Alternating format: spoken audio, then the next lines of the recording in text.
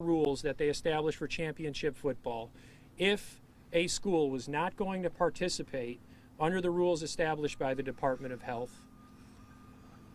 the game, then they were to forfeit that game. Instead, they waited for McQuaid, in collaboration with them, for a order to be issued by a judge mysteriously on Saturday afternoon. And then he decided to postpone the game to give them 3 additional days to further test their students and to provide us with the set of circumstances which we had today. I don't know how many of you were in court, but the court essentially ruled today. Erie County has said that because of that delay from Saturday to today, anybody that was previously a close contact, whether they're vaccinated or unvaccinated, is now out of quarantine and can come and play in this game today. And so the inaction by the New York State Public High School Athletic Association and the delay that they caused and their failure to follow their own rules and guidelines that they established for this contest has now created a set of circumstances where this game will be played tonight under the guidelines that have been set by the Erie County Department of Health. It's an extreme disadvantage for the Bennett football Tigers, who, assuming they win tonight, which I think they will, now have 4 days in which to prepare and play a game on Saturday. It's an extreme disadvantage for our players who were not considered at any point throughout these proceedings. The district is looking into appealing with the New York State Public High School Athletic Association, and we will exhaust every avenue that we have to appeal their determination. In all likelihood, that will not impact the game that is scheduled for this evening. In all likelihood, that will move forward this evening, but it will be played under protest because the New York State High School Athletic Association has bent and twisted every one of the rules that it has established for championship football, the same rules that the Bennett Tigers were precluded from playing in a championship game last spring. The rules weren't bent for them. Nothing was modified or shifted. They were required to forfeit a game because they had one positive case. One positive case on their team ended their season last year. This time around, we have a quarter of the team from McQuaid who has tested positive for COVID-19. And yet rules have been bent, they've been twisted, they've been disregarded, they've been overlooked in order to delay and create a set of circumstances now where the stars have magically aligned and it's been determined by the health officials that this game can now safely be played. It's a miscarriage of justice, and it's troubling, certainly, not only for our community, our district, our board, our superintendent, and one that we will not stay quiet about. Thank you. Well done. Colleagues, certainly before we go further and hear from our great coach, longtime coach, Coach Stevenson McDuffie, we want to congratulate and commend these outstanding young men for the season, and these young ladies who cheered them on for their outstanding season. They are champions. They are champions, and they have done it the right way. They have done it the right way. And so now we will call up Stevenson McDuffie, because nowhere in all of this deliberation, we've been on this for 5 straight days, at least 12 to 13 hours a day. 5 straight days on this case for a case that it shouldn't even be a case at all. And so Mr. McDuffie will share some of the thoughts and feelings of his kids, of his parents, and how he feels about it in getting prepared for this game. Because there's more to getting prepared than just the physical aspects, especially for high school kids. Mr. Coach McDuffie. First of all, I want to thank you for all coming and for being here and for actually giving us a voice. I just want to say I'm very, very proud of the Bennett Tigers this year, because last year when our season came to a very, very abrupt end, all of these young men made the decision that they were going to do things the right way. And they've lived their life doing things the right way, properly keeping up with their hygiene, properly going through COVID protocols, properly being at practice, properly social distancing, and properly doing the things that they had to do to keep our team COVID clean. So I think that they should be commended for that. And I just want to say, okay, that safety should always be our main concern at all times. Safety is the number one thing.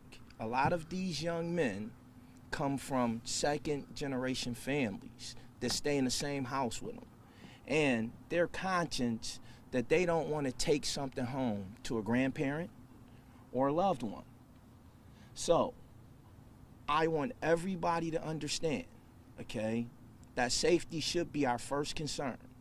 And we have to really ask ourselves, was that the priority for New York State? Was that the priority for the people who were making the decisions? I'm very, very proud of my kids. We're going to move forward, and we're going to play a game tonight. I want everybody to know that we did it the right way. Thank you all for coming. Really, really appreciate it. Real quick, Coach, are the guys ready to play? Ask them. My guys are always ready to play. That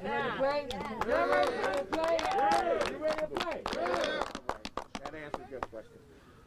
Colleagues, Mayor Brown is here with us. I want to especially acknowledge the Honorable Mayor Byron Brown, and he is here standing with us this afternoon. I don't think it would be appropriate unless he wants to. Certainly he's the mayor to speak because he has not completely been briefed, but certainly he reads all of the clippings in the news. So Mayor Brown, if you'd like to speak, you may, and the floor is yours. Oh my God. Thank you very much, Dr. Cash, and thank you, members of the media, for being here for this important news conference to give the players at Bennett, their coaches, and their parents a voice in this situation. As Dr. Cash and Coach McDuffie have said, safety of our young people should be the first priority. And it seems in this situation, the way this has been handled by the State Youth Athletic Association, that safety is not the first priority here. Certainly the safety of the students from Bennett have not been made a priority. And as mayor of the city of Buffalo, I am very concerned about that. We know that this is a time when COVID-19 is spiking in Erie County. It's spiking in other places in the state of New York. So to potentially expose the players at Bennett who followed all the rules, who followed all of the protocols, and do not have any instances of COVID infection, to be able to have to play a team that literally has had an outbreak of COVID, I think is wrong.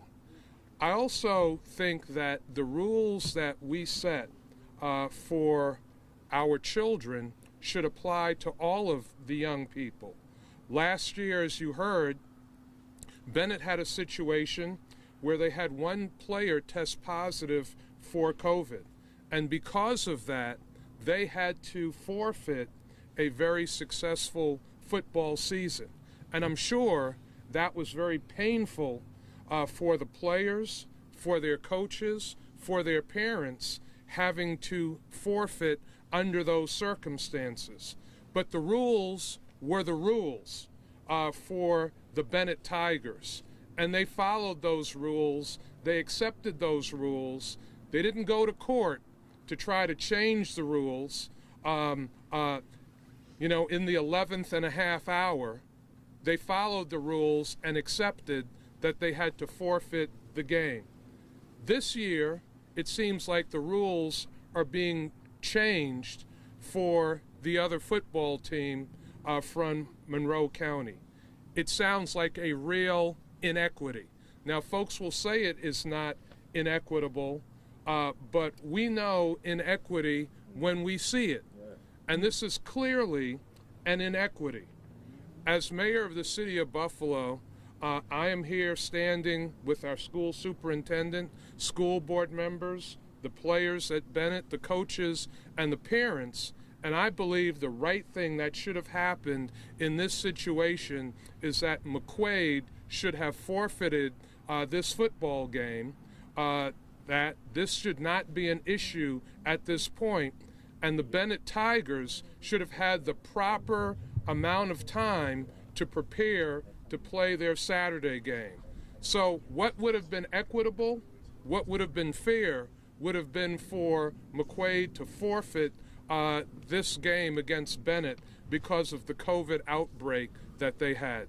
So I'm here standing in support and solidarity with the school district, with Bennett High School, and with the parents. Thank you.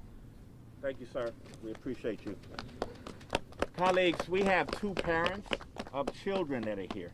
When we say, as Coach McDuffie said, we appreciate you listening to the voice of the Bennett community.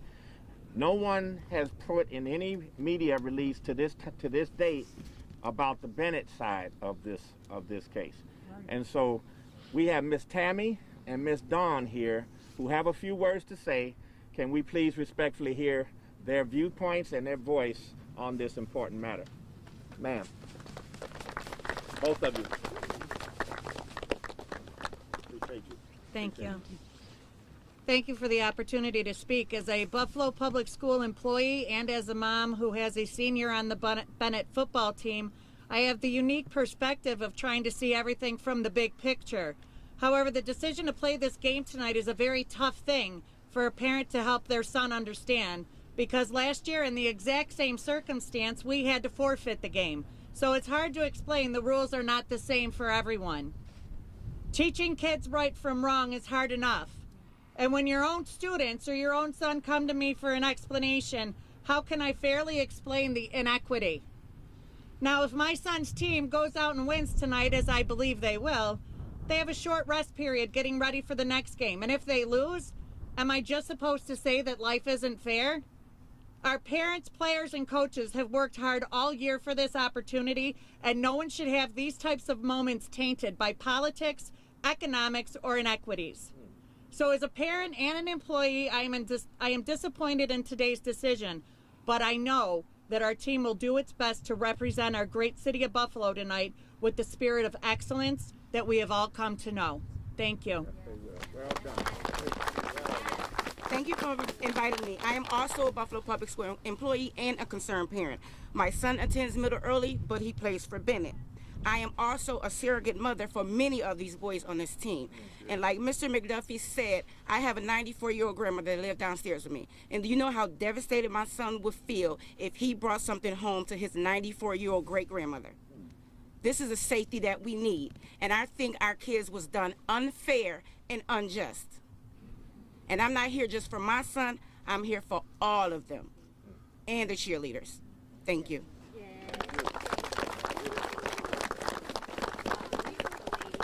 Our board president, Mr. Lou Petrucci.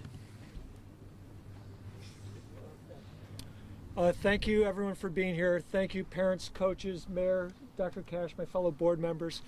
So let me just start by saying, we're very proud of you players and coaches. This doesn't reflect on you. This reflects on all the people that have made a series of bad decisions that have led us to this one point. There wasn't one bad decision, but rather a complete series that have unfolded over the last few days. It seemed we always like to think all of us are created equal, but apparently some people are more equal than others. And we have a different playbook for for our players in the Buffalo Public Schools than we do for our private or suburban counterparts. And I just can't justify that, and I can't explain it. It shouldn't be. It should be the same across the board. Last year we talked about safety, and safety is always our penultimate, what we strive for. We want to make sure everyone is safe, all of us here today. But last year it wasn't just we had one person. We needed one day. They wouldn't give us one day, because if we would have had one day, just one day, Bennett would have been able to play that game, and they wouldn't move it. The rules were written in stone. This year they're written in sand, and the tide's coming in. they keep changing. And I feel we as a district have been standing on these ever-shifting sands, trying to maintain, trying to explain, trying to not shake our heads in utter shock as to what's been told us repeatedly. I cannot in good conscience say that this has played out well. I cannot protect anyone, whether it's our Department of Health that has continued to change the rules and regulations as things have progressed, whether it's New York State Public High School Sports Athletic Association, who has again had a series of opportunities to put an end to do this right, to treat our players the same as they have other players, and this has impacted other players across Western New York as well. So I'm hoping. We are playing under protest tonight. I have every confidence that you guys are going to do what's right, going to do what we said growing up, cheaters proof, that you guys will emerge victorious from this game. But you shouldn't be in this situation. You shouldn't be put in the situation where you have to decide playing a game that may compromise your health. That is not a great decision. That is not where any of us want to be. So thank you for being here. Thank you for my time, and thank you for your time, and go Tigers. Go Tigers. Colleague Board Member Sharon Belton-Cotman. Thank you. Go Tigers. Go Tigers. Go Tigers. Go Tigers. That's what I'm talking about. Bennett is in the house. I'm Sharon Belton-Cotman. I'm the Ferry District Representative. I've been on the board 10 years, and I have seen so many inequities over that period of time that I did not believe this one could really happen. You start a season with the guidelines, everybody is clear on what the rules are, and somehow or another the fix gets put in. And when the fix gets put in, somehow or another, our children always end up on the losing side of the equation. Now, that's not going to happen tonight, however. Isn't that right, Bennett? Right. That ain't happening tonight, is it? We got this, don't we? Yes. So be real clear. It's not a problem that we are afraid to play. Our concern is our safety with our children. Last year, almost exactly a year, we were told that Bennett could not play because it would not give enough time to Lancaster to rest up for the championship game in the event that they won. Okay, not that same courtesy is not being afforded our children today. They are supposed to go out there and then jump back up on Saturday and go all the way to Syracuse and bring home the bacon, and I know they will. Okay, get it straight. But what I'm saying is I'm calling out today not only the New York State Public High School Athletic Association, I'm calling out Section 6 too. We are the biggest contributor to Section 6. Upwards of almost $90,000 a year, and we do not play in every sport that they offer. Where is Section 6 for us again? Okay, we know that there's a problem with Section 6. We know that there's a problem with New York State Public High School Association and making sure, Athletic Association, and making sure that everything is fair for our kids. It's consistent. The data supports it. You guys may want to look the other way, but it's there. Okay, many of you have seen the football games and have even said yourself, why is these calls being made at these games? You've seen the inequities that happen, but no one writes a report on it, no one. Gail Bernstein, Erie County Department of Health, provided a set of guidelines for someone to come in here with a toxic team and then had the audacity to say if it was Bennett, they would have to wait 10 days if they had a case. How do you have two sets of guidelines in a county? I'm very disappointed in this because we shouldn't even be having this conversation. I should be home working on my Thanksgiving dinner. Okay, let's get it straight. All right, but shame on the adults. Shame on the adults who thinks it's okay to put a fix in against kids. Kids who work hard to get everything they get. It doesn't come easy up in here. The staff, everyone, the superintendent, the board, everyone has to fight for our children. And somehow or another, people from outside of this community continue to think that it's okay to treat them as if they don't exist. Well, I'm looking for anyone that'll stand with me on a class action lawsuit against them all. Because it's time out for our children being treated differently than other children. Okay, and all I want to say tonight is that if one of our kids come up with COVID, We are going to attribute it to the infectious team that came into Western New York today. I've had enough of games being played with our children. I'm not going to continue to let this happen. So be served. I want New York State Public Health School Athletic Association, Dr. Zayas. I want Section 6. I want the Erie County Health Department. I want McCabe. I want everyone to be served, that this is not going to just disappear. Thank you.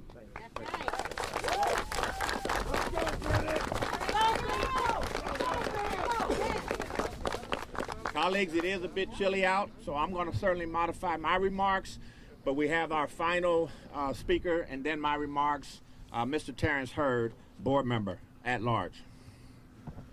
Mr. Hurd.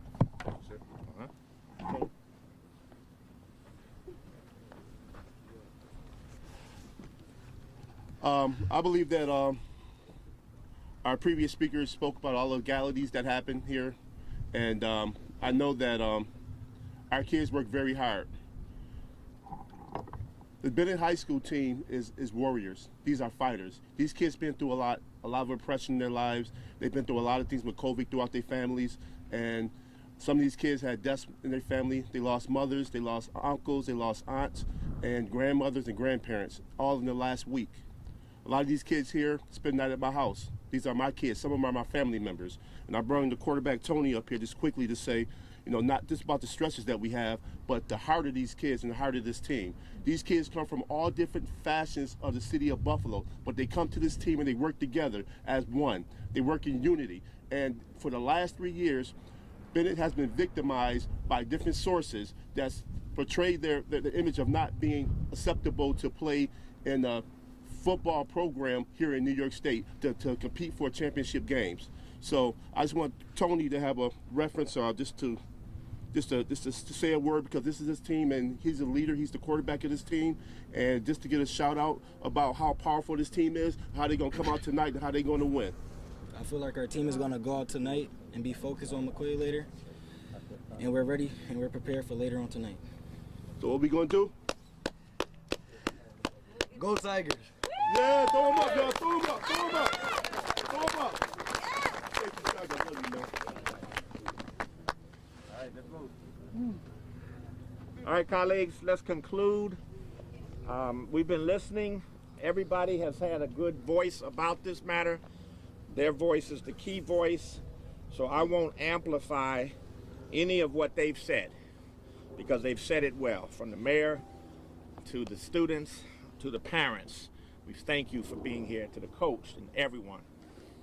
But certainly as an educator for over 45 years, what I did do is I made a little report card before I came, because I've been observing this, haven't been privy to all the stuff that's gone on behind the scenes, but on every one of these key issues, equity, and you've heard it here, safety, trust, privilege, and justice.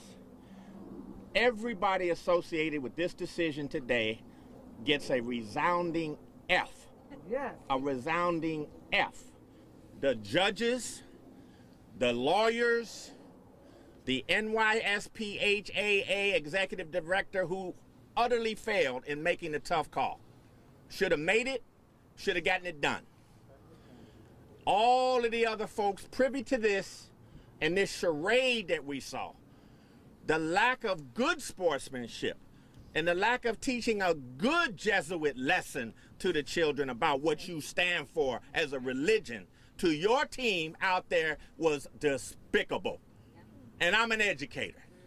All you did was try to waggle and wiggle and waggle and wiggle just to play a football game. Just to play a football game. That is not good sportsmanship at all. And I would have taken my kids off myself, because they would have agreed that if on the night before we had 12 people tested positive and not enough time to see who else was infected, we would have said, we can't do this. Because that's the ethics and the integrity that we have. But that's not what happened here. This became about football at all costs. Football at all costs. And we've already had dents in the sportsmanship around this game. This game is tainted already. And our young people are resilient. They will do what they're supposed to do. But it's pathetic, and it should not ever happen again. Ever. And the door has been opened, though, for it to happen every time someone doesn't get what they want and get the rules that they don't like. They'll be sending for a court injunction. And so that's the intolerable thing. That's the lesson learned here that's bigger. And here in Erie County, you're going to come from outside our county and bring infection into this county when just yesterday, the executive, I don't know, this is the mayor, the one in the county, the county executive got more restrictions, put back more restrictions in place. More restrictions in place at restaurants, at events like this, at the theaters, at the events, at funerals. Because COVID is raging here. It's the highest it is anywhere right now in Western New York. And we're going to play a football game at the risk of that. God help us. God help us. God help us. Superintendent, if I may ask one question. In the event when Bennett do win tonight, the opposing team that they face this weekend, is it possible that you face the same scrutiny as per se McQuaid just because you played a team with an outbreak? Being exposed. Yeah. What's that? I'm sorry, I didn't hear you, sir. When Bennett wins tonight, yes, and you face that opponent this week, the next opponent, in the semis. Now, do they have a gripe in reference to what's happening here? They could. Can't speak for them. We haven't gotten to there, but I will say to you that for high school players, my brother-in-law was a pro football player for 16 years for the Cincinnati Bengals. And he said young bodies, he doesn't even recommend they lift weights until after 9th grade. But young bodies, it takes longer to recover after a very physical game like football. Football. And for some reason now, they wanted this game not only Tuesday because of the safety and play. It's also so that they can fit into 4 days before the next game, which is just absurd. And these kids need more time. In my long experience as an athlete and understanding it, they need more time than 4 days to recover and to be on fair ground. And that's why NYSPHAA has the rule that there will be no canceling or postponing forfeiture, yes, but not postponing, because it's a rhythm to the postseason. And it's week and week and week so that everybody can refresh, so that everybody can learn about the opposing opponent. They now have 4 days to study who they're going to be playing. So there's a lot of disadvantages have come onto the team that has followed all the rules. Any more questions? Yeah, why do you think the county health department made it pretty clear they're okay with it from a COVID standpoint that it's going to be safe, and McQuaid has... The county health department moved the goalposts. They moved these goalposts all over the field. They moved them all over the field. Since Thursday to today, the things have changed several times.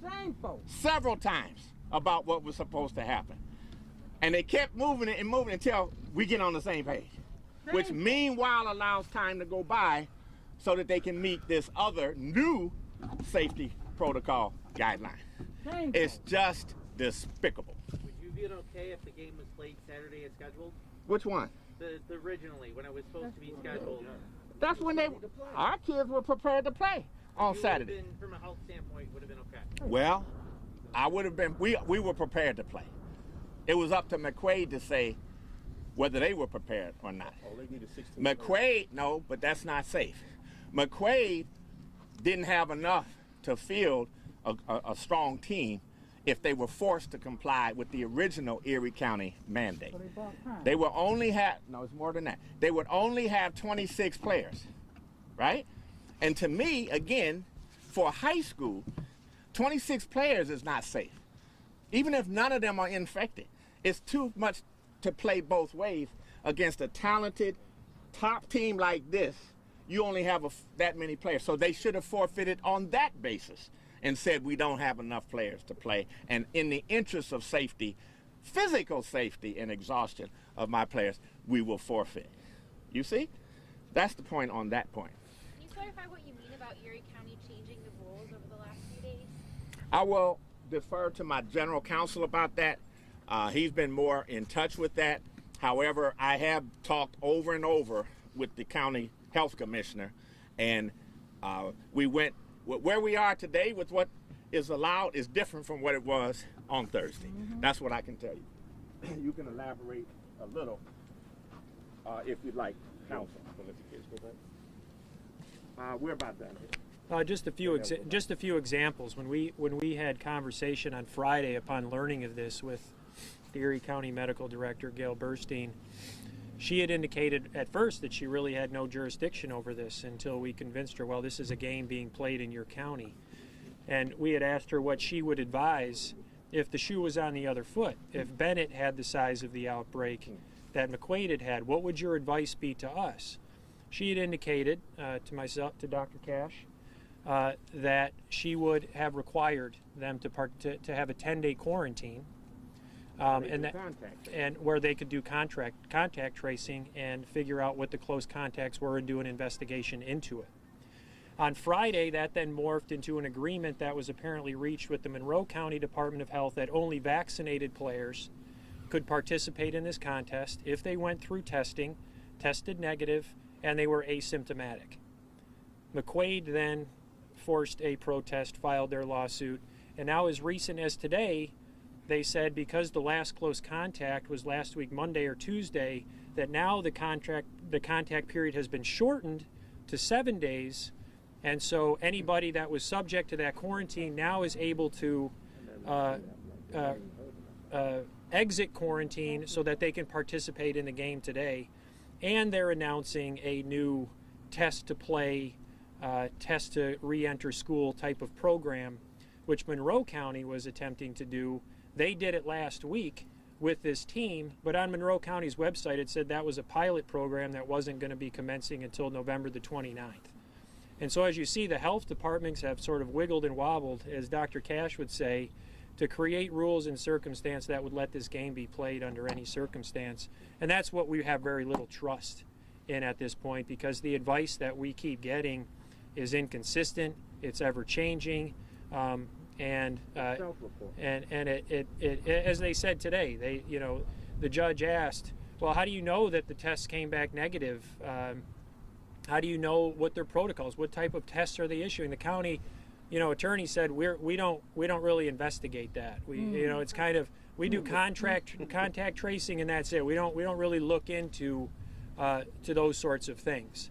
And so if anything, they're just. What did they say about the McQuaid person? I've known him for. Oh yeah, it was just it was a trust not verify sort of mentality in the courtroom today.